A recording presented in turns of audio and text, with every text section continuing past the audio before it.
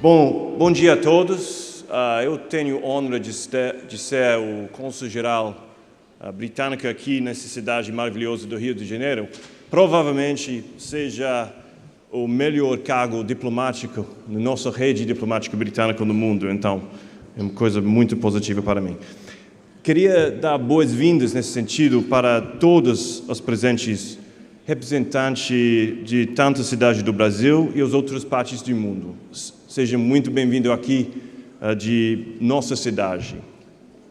Quero pedir desculpas agora, porque em referência de várias autoridades estrangeiras, incluindo as autoridades britânicas e também Ken Livingstone, eu vou continuar em inglês. So I'd like to first thank and congratulate EMBARQ Brasil, Cidades Sustentáveis, on their 10th anniversary. Some excellent work throughout Brazil and the world. And WRI more generally for this event. It's particularly nice to see Andrew Steer again after many years. We worked together briefly in Vietnam about 15 years ago. I'd like to also thank the British representatives who've made the journey to Rio. You will hear more from them in the course of the next couple of days. But the Future Cities Catapult, the Transport Systems Catapult, representative of the city of Bristol, as well, of course, as Ken Livingstone. And before I introduce Ken, I'd like to just say a few words about why we, the British government, through the British Consulate, are supporting the work of EMBARQ and through that, this conference. I'd characterize it in two words, very simply: innovation and openness. Concepts, I believe strongly, are very British, associated with Britain, but are also fundamental to the success of cities. So if we can take them in turn, innovation. Cities, as we all know, are the cradles of innovation. For those of us who were here yesterday would have heard Ken Livingstone say probably the only innovation not to come from cities is crop rotation.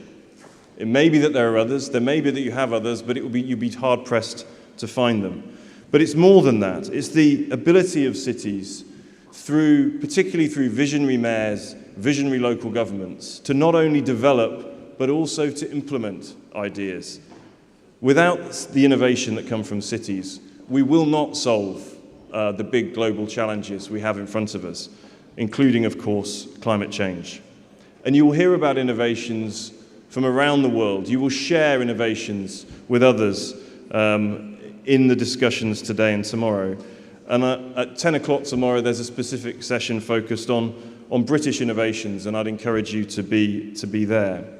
And openness, the second of those things. At the heart of cities' success, in my view, is openness. You come together in a city to share, to exchange, to pool resources, to pool capital.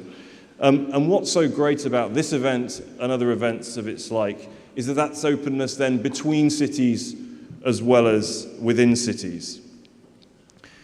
Finally, I should mention the partnership between the great cities of Rio de Janeiro and London, which has gone on for decades but was reinforced and has been deepened since 2009, when Rio was awarded the Olympic Games to succeed London hosting the Games in 2012.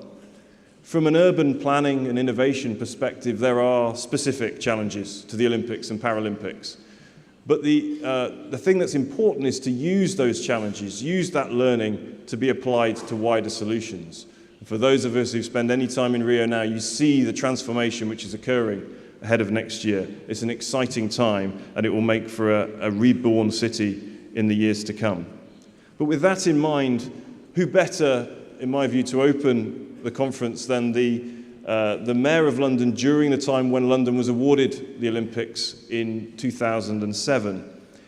Any British person who's grown up in the last 50 years will know very well who Ken Livingstone is. He was the leader of the London Council in the 1980s, a strong critic of the Margaret Thatcher government at that time.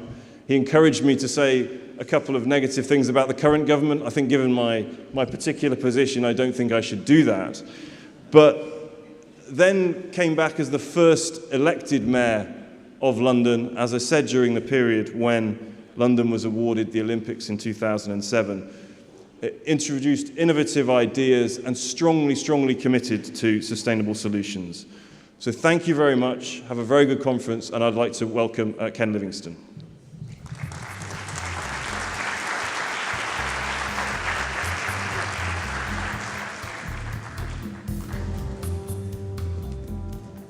Well, thank you very much, and I'd like to thank EMBARQ for inviting me. I have to say, I find it very moving for the first time in my political career over nearly half a century to find I'm being introduced by an official from the British Embassy here, when it's only 30 years ago that under Mrs. Thatcher, our security services were tapping my telephone because they thought I was a dangerous radical. I wanted, just in this brief half hour, tell you what I've learned from the history of London with its transport, because we made a fatal error at the beginning of my lifetime in the period just after the Second World War, but we corrected it, and that has led to the transformation of London. Much that I'm going to tell you will find rather difficult to believe, but I assure you it's all true. Britain and London rose to global power, and by the start of the Second World War, London had 8.5 million citizens, the largest city in human history. But much of that was slums, and much of it there was poverty. And during the Second World War, there was a political consensus between all the parties that there had to be a proper strategy for London after the Second World War. And Lord Abercrombie, a planner, devised a 50-year plan. And that was agreed by all the parties at the end of the Second World War. And in my infancy and my teenage years, that was all being carried out. And it is remarkable. That plan decided that by 1990, London's population should be reduced to 5 million people. There was a view that density was a problem, that the density created the slums and the poverty. And therefore, in that post-war period, for 30 years, we were building new towns outside London. We were moving our citizens there, moving our industries there, and London was being hollowed out. But no one questioned it. Equally, once again, across all the political parties, there was a commitment to changing the transport system in London. In that period, at the beginning of the 20th century, only a small rich elite had cars. Everyone in London walked to work, cycled to work, or got on the bus, or at the beginning of that 20th century, of course, we had the first underground railways and metro systems. Even when I was a teenager, in the late 50s, early 60s, I lived in a street of about 100 homes. There were 4 cars parked on that road. Now, if I walk down that road, it's gridlocked. You can't actually access the pavement. And so the view of the consensus was we would build a vast motorway system. And I suspect had London carried that policy out, we'd look a lot more like Rio today than we actually do when I look at the scale of your roads and their width. And the plan was that all the great motorways that were being built in the 50s and 60s and 70s would come into the heart of London. The M1, our first motorway coming down from the Midlands, would come to Hyde Park. And all the other motorways would come in to the centre, where an aerial ring road would allow them all to connect. And as all the motorways came in, hundreds of thousands of homes were going to be demolished as we built not just this inner ring road, but 3 great ring roads within London, and another one which was built, the M25, just outside London. So our politicians all accepted we were moving to a world in which everyone had a car, and the buses and the tubes would gradually phase out or be just left to those who were too unable to drive or too poor or whatever. And it was at that point that I got involved in politics, just as we were beginning to see the problems with this. Demolishing hundreds of thousands of homes in a great world city was not popular. And in 1973, I was first elected to our City Hall. I had the second youngest member out of about 92. But Labour won that election, committed to stopping that proposal to bring the motorways into London and bring these great ringways. And for the first time in 30 years, a party had been elected saying, no, we want to expand public transport. We want to cut the fares. We even talked about abolishing fares.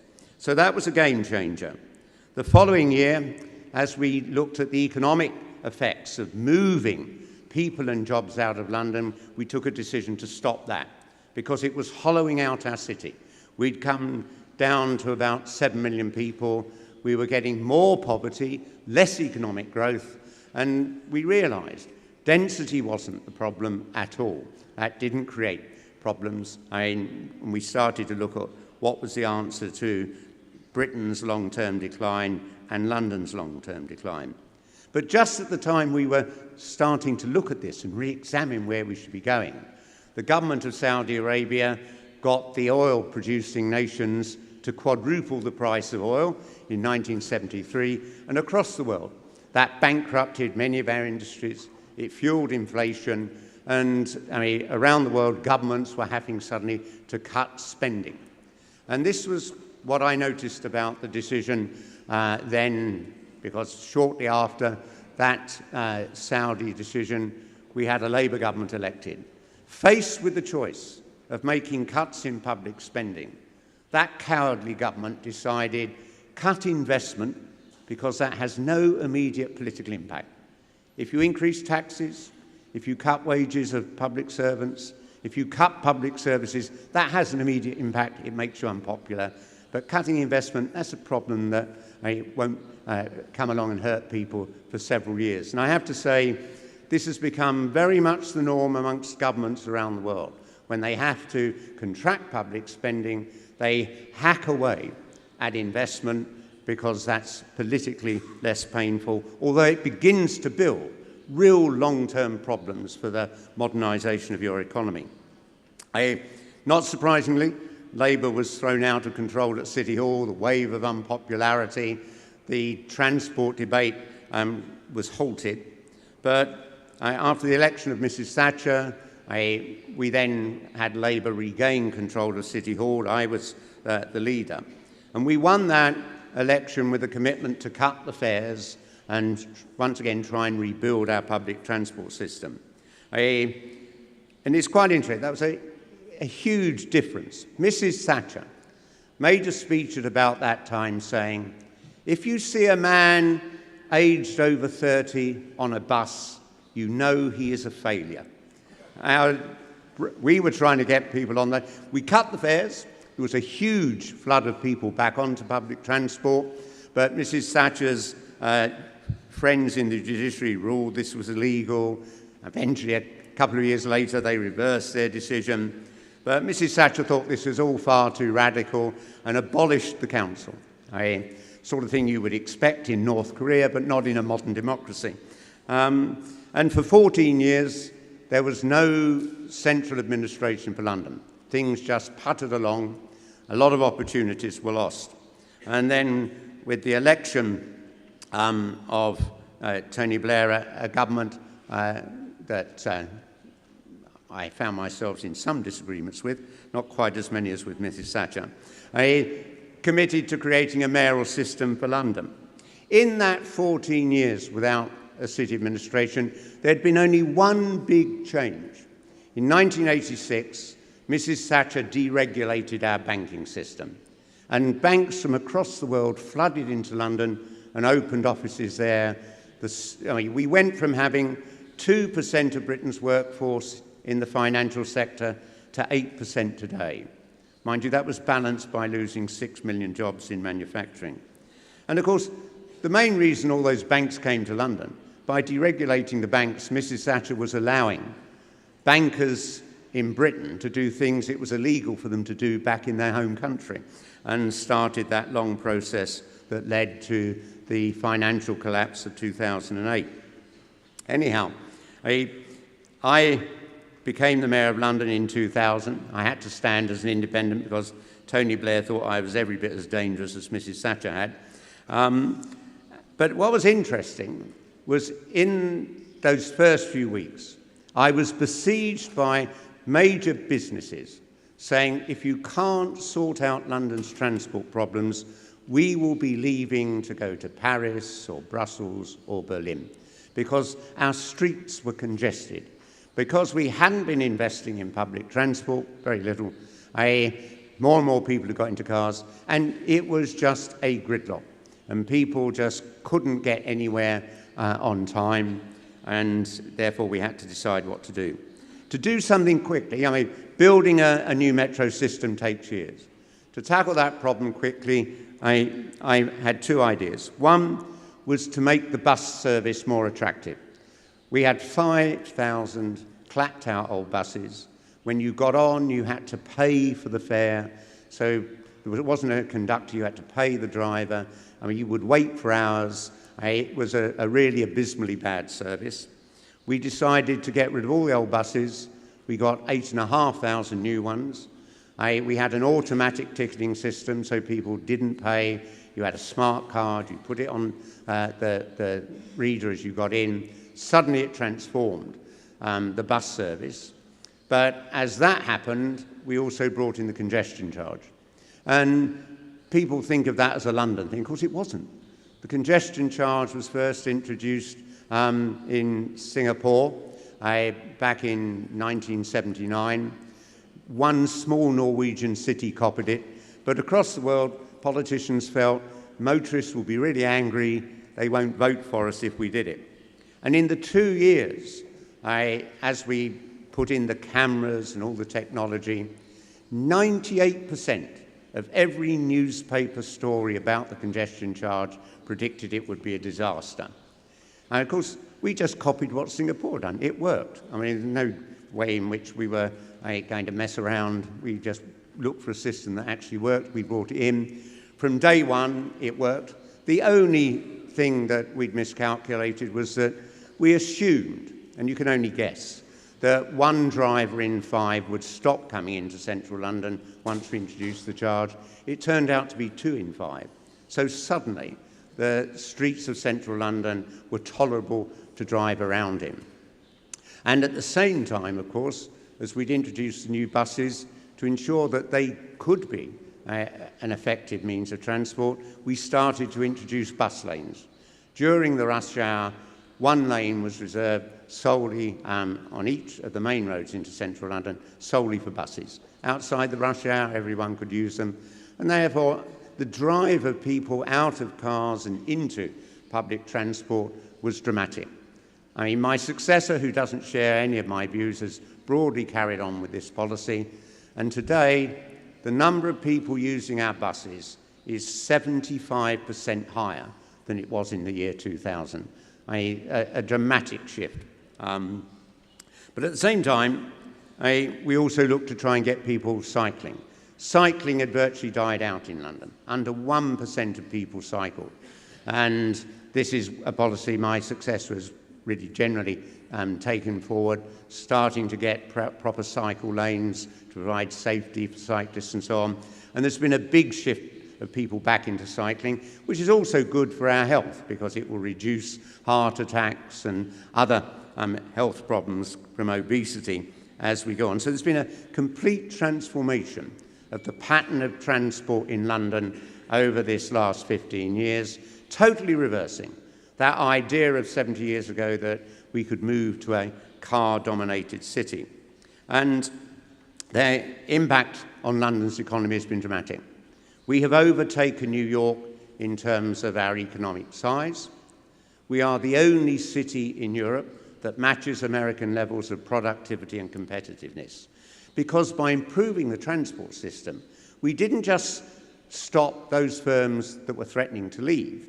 We had an influx of firms coming to invest around the transport hubs that we created.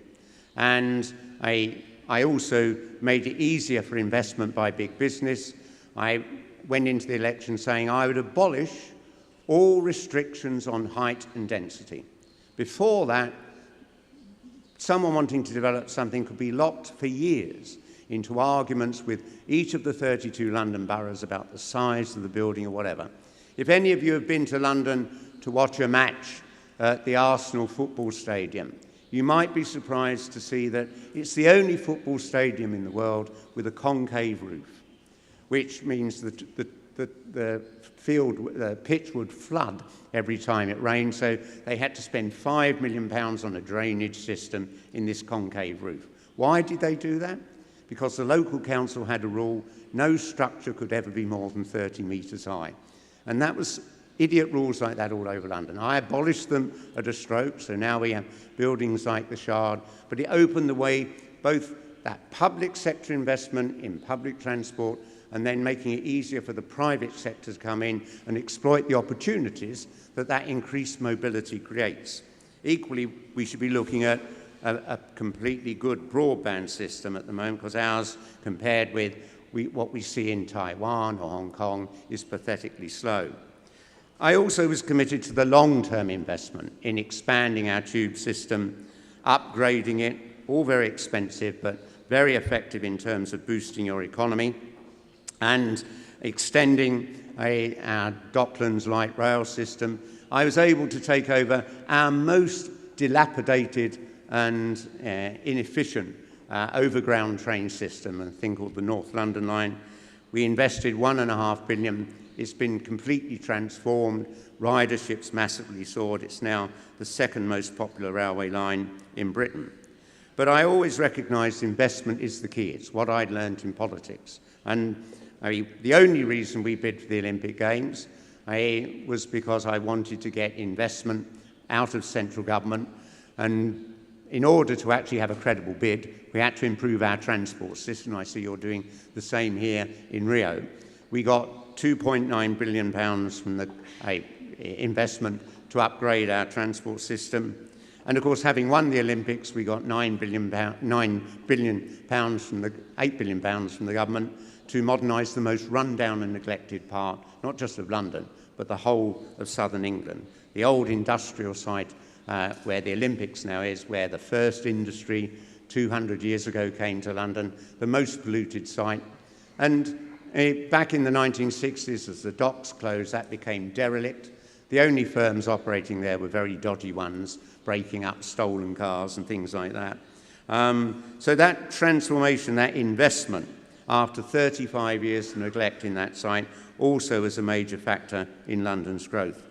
But the biggest improvement is about 2 years away from completion, and that is £15 billion spent on a new underground line where the trains will be twice the size of our current metro trains.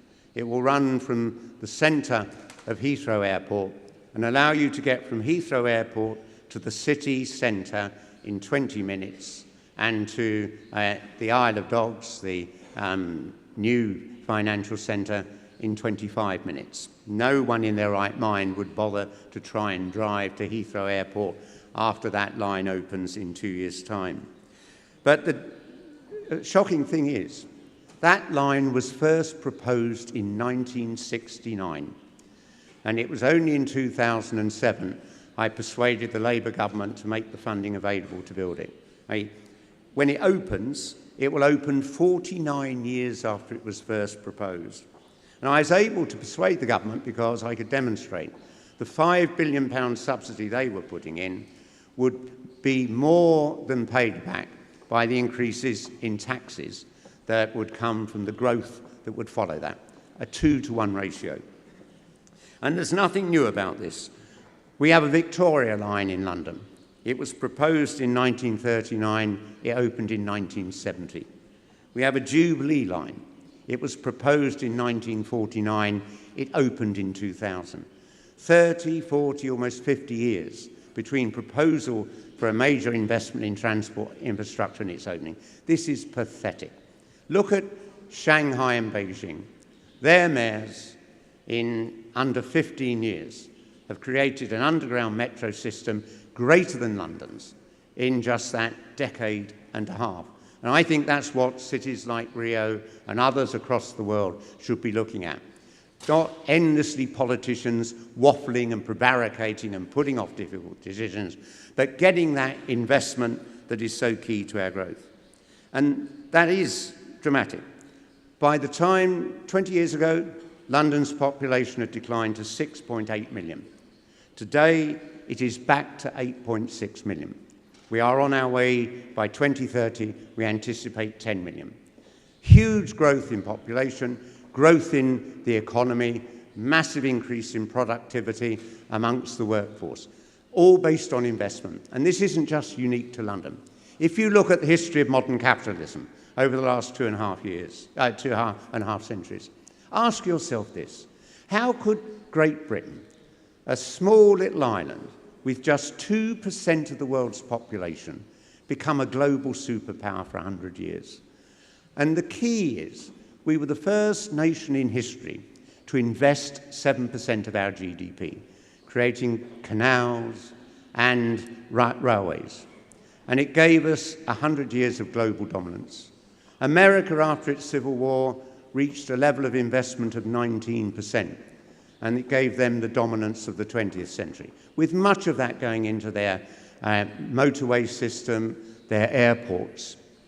If you look at West Germany, after the Second World War, it lifted Western Europe out of the horrors of that war, modernized its economy, and in its best year, 1973, Germany invested 25% of its GDP.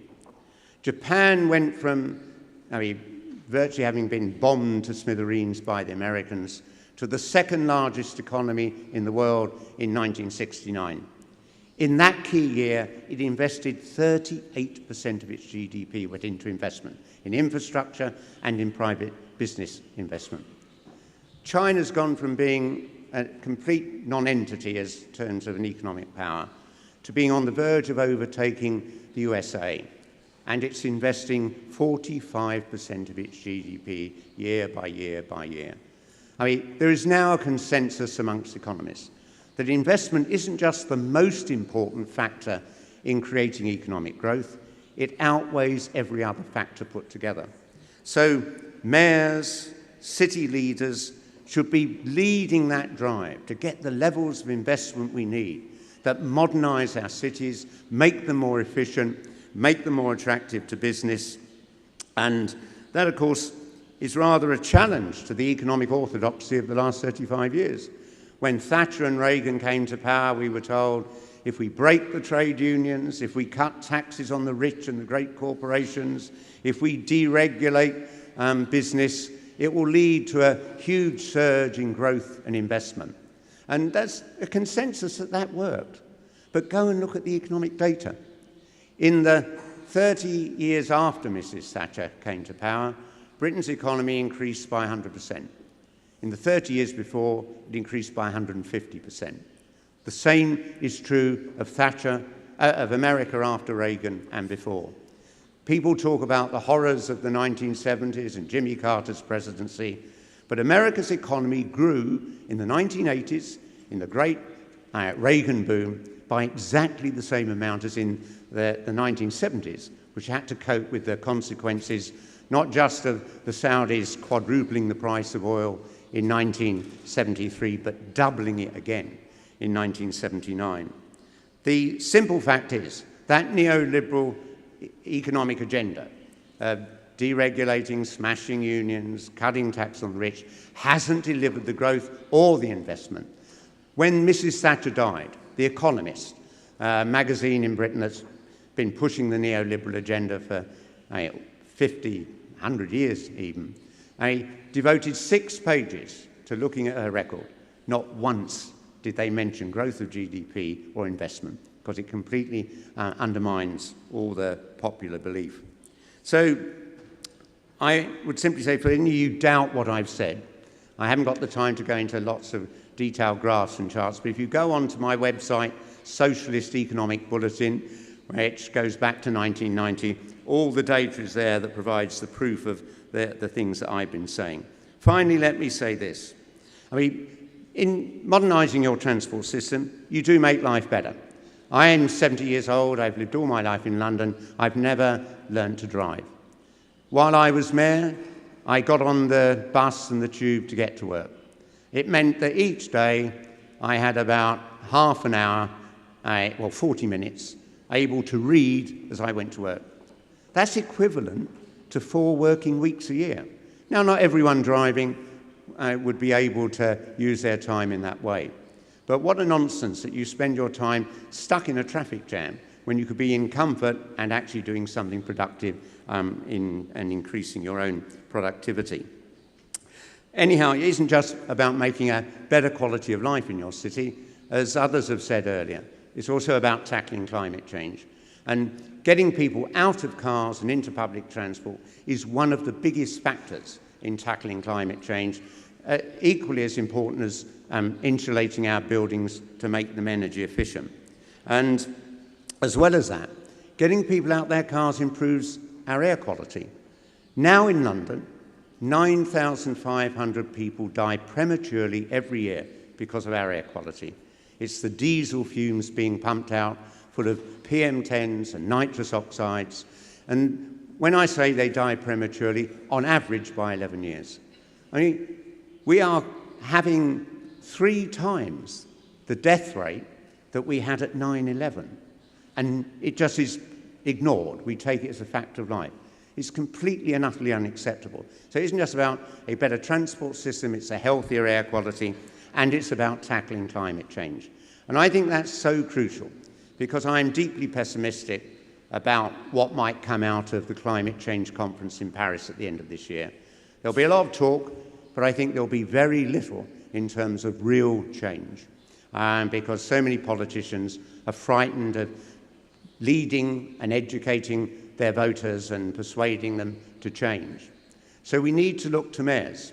And I think mayors and cities can start this process of tackling climate change. Don't wait for governments to catch up. And I think that's key, because our politics, I don't know what it's like here in Brazil, but in Britain and America, our politics has changed.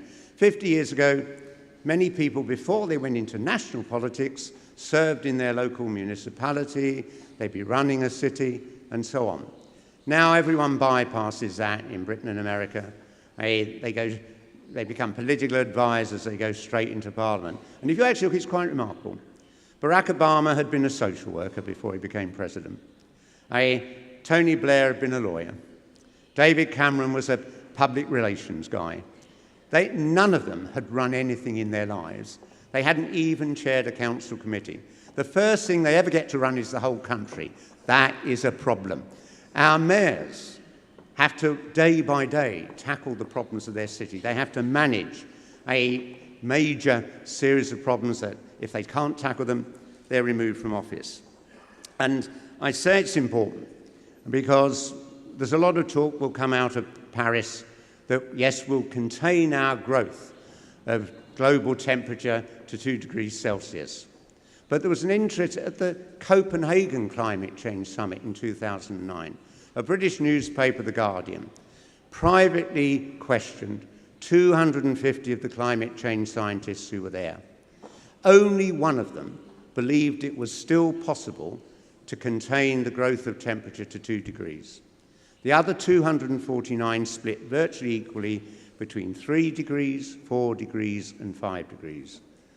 If we hit 5 degrees at the end of this century, Rio will not be an inhabitable city. The impact on humanity will be devastating. So I say to mayors, you have the chance to lead. Don't wait for your governments. Get the investment that modernises your city, reduces its carbon emissions, and gives our children and our grandchildren a quality of life that actually at the moment they have very little chance of achieving. Thank you very much.